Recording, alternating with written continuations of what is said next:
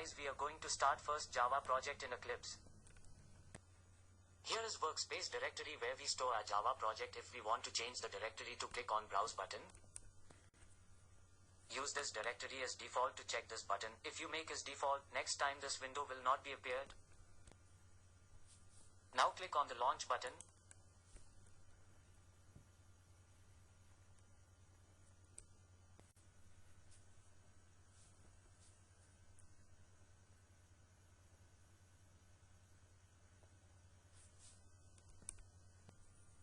Just click on File, then New. Now click on Java Project. Here, write project name.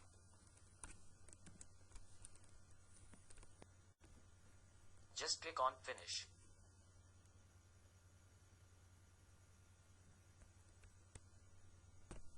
And click on Create.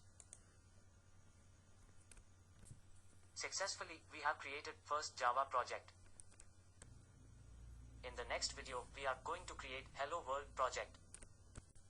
If you have any problem in Eclipse installation, link is given below to help in installation of Eclipse. Thanks for watching.